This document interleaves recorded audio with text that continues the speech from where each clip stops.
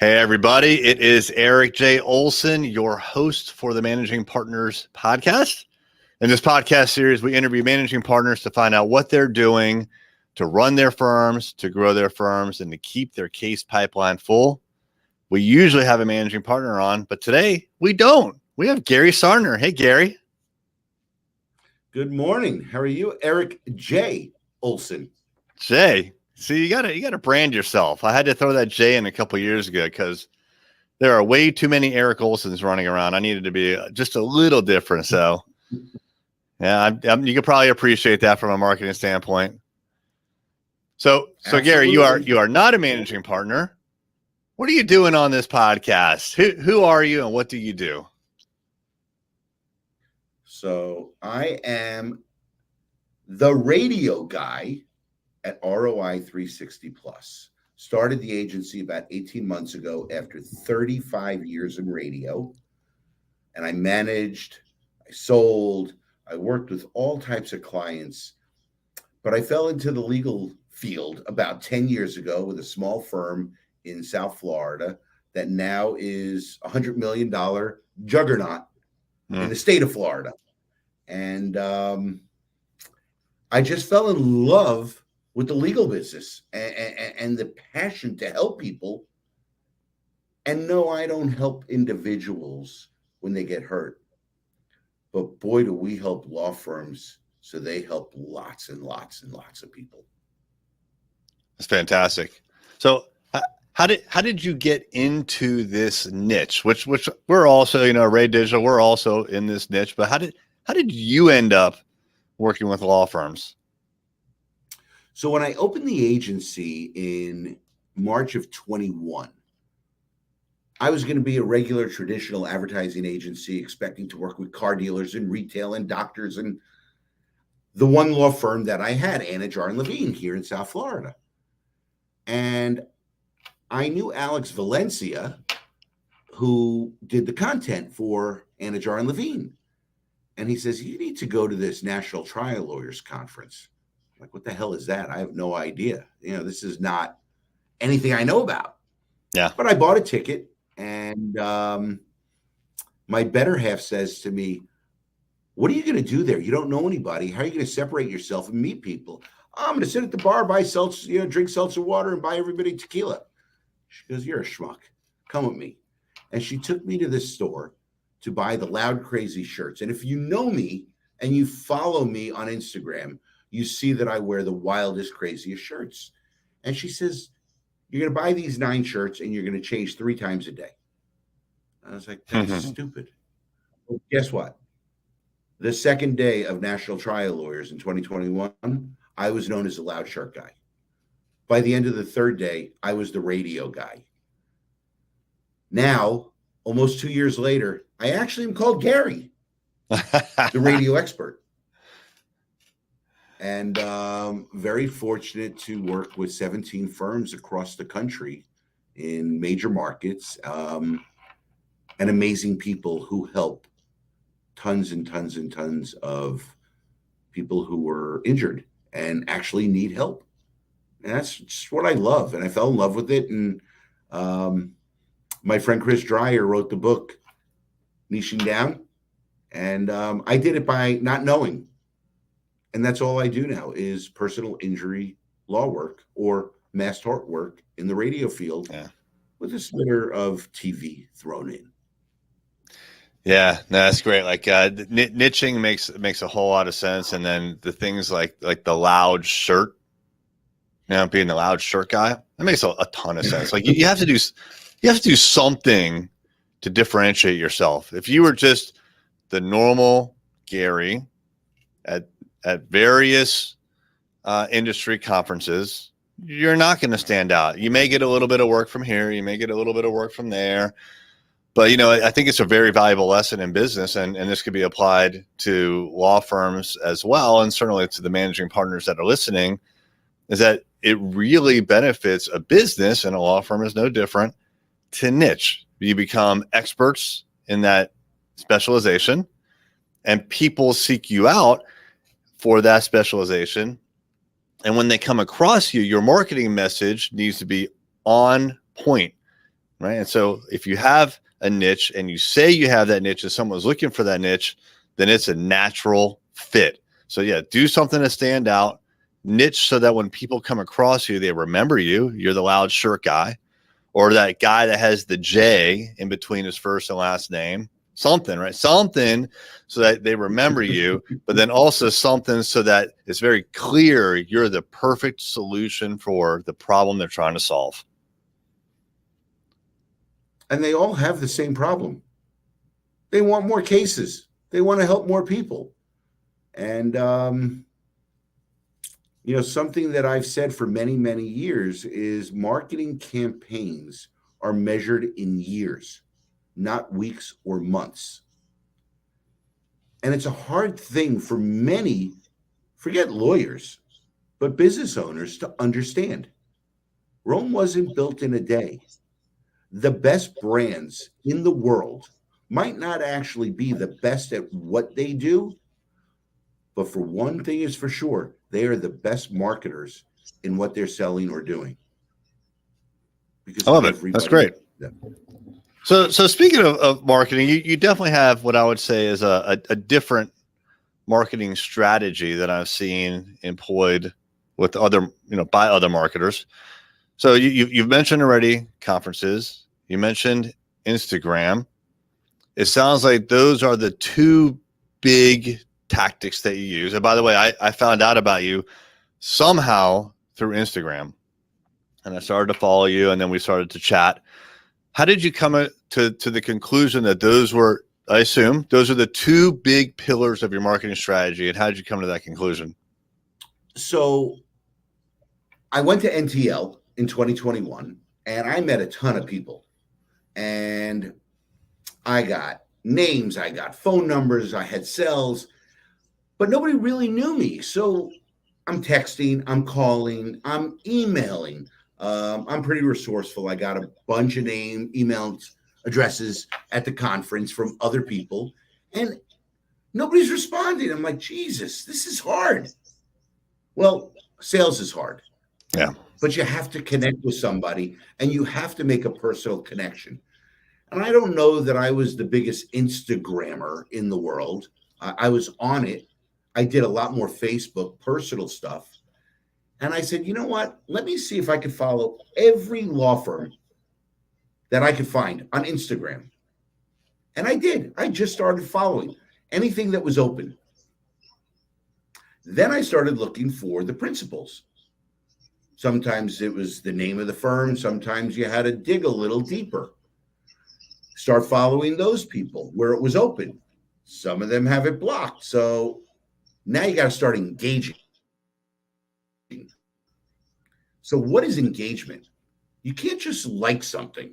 If you just like something, you click the heart, who cares? That's right. People are over the fact that they got 100 likes, 50 likes, 5,000 likes. Say something to the business or the person about what they posted. Try and get an engagement. And all of a sudden, I found this success, and I started seeing people watching my stories. And, one of the things that I do, which is pretty different than anybody out there, is I post my first cup of coffee.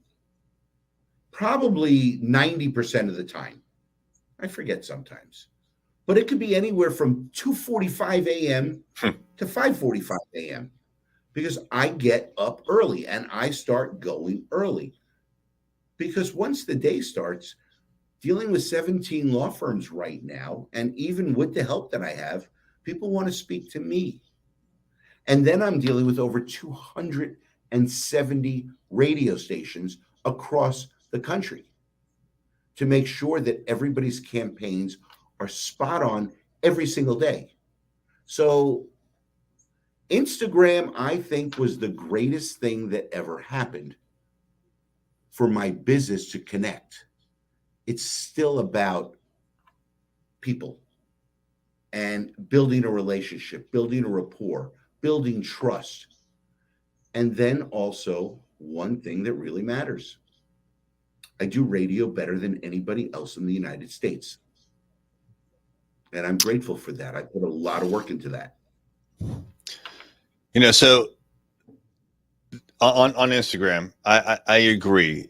If you put the effort in, then you can get results. Most people don't put the effort in, and clearly you're putting in the effort. You're following the accounts that make sense for you. You sprinkle in some personal along with some business. You have both in there, which is great. So we get to see like the different aspects of Gary, which is awesome. But it does require effort. You can't just have it on autopilot. So I think you do a very good job on your Instagram, and it works for you, which is fantastic. I do want to ask you about radio. So as a digital marketer, especially when I got into digital marketing, the enemy for me was at the time traditional marketing sources, in particular things like the local newspaper, the local TV station, billboards, radio. And so the newspaper was an easy one to just kind of like poke the bear about how it was, declining and whatnot. So it was an easy argument to make at the time that digital marketing is just better than traditional marketing. But honestly, what I came across was that there was a lot of data to support that one particular type of non-digital marketing was actually showing some really good results, and that was radio. And in particular, when it was paired with digital marketing, I was surprised to see that. So how do you address like probably a common objection, which is about radio, like, and no one listens to radio, or maybe they only listen on the ride to work or something like that. They change the station. Like, I'm guessing you're seeing different results than like what maybe people assume is the case.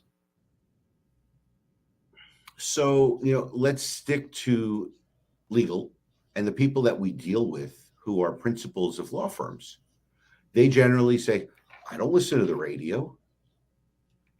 I listen to XM or Sirius or Pandora or Spotify. Well, look, the choices are easy today. But the beauty is we're not trying to reach you, Mr. or Mrs. Law Firm owner. We're trying to reach the general public. Now, one thing that I say as a pure radio guy, I ask them first, do you believe your website, your home, is in perfect order? Because if it's not, no radio, television, or billboard campaign is going to help you. Because once they get to your home, they're not going to be happy. So first, make sure you have your website the best it could be. Have a strategy for SEO, for pay-per-click. Have your LSAs, your GMB. You got to have it all. Because once you go on the air and you start talking to 93% of the population that listens to radio still, it's a lot of people, we're going to drive brand awareness, and nobody needs these guys or girls until they need them. So what matters on the radio day in and day out? Who are you? What do you do? And how do I reach you? Everything else in the middle of the commercial, it's a bunch of gobbledygook to everybody because they don't need the law firm. But you're building the brand, you're building the brand, you're building the brand. And God forbid that moment of truth happens and that accident occurs. Shit, what do I do? Well, where do they go? They go to the internet and they get on Google, and you hope that they're doing a branded search for your law firm. Number one, that's what we want out of the radio. That doesn't always happen. So they get on there and they start seeing things, and all of a sudden they see your name. Hopefully you're up there at the top, whether it's in the LSAs, the GMBs, the PPC, or you get all the way down to position 13 or 14, which is really your SEO now. So where you're number one in SEO, you're really number 13 or 14 as you go down the page today. So hopefully they've seen as they're scrolling, boom, oh, I know that firm. That guy or that woman sounds so genuine on radio. I feel comfortable calling them. And then you hope the intake team doesn't screw it up. Yeah. Yeah. Yeah. I completely agree with your assessment.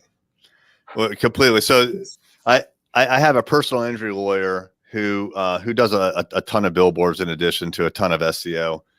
And his philosophy is that he wants people to recognize his firm's name so that when they go to the internet and they do an unbranded search in particular, and he shows up in the results, they recognize his name.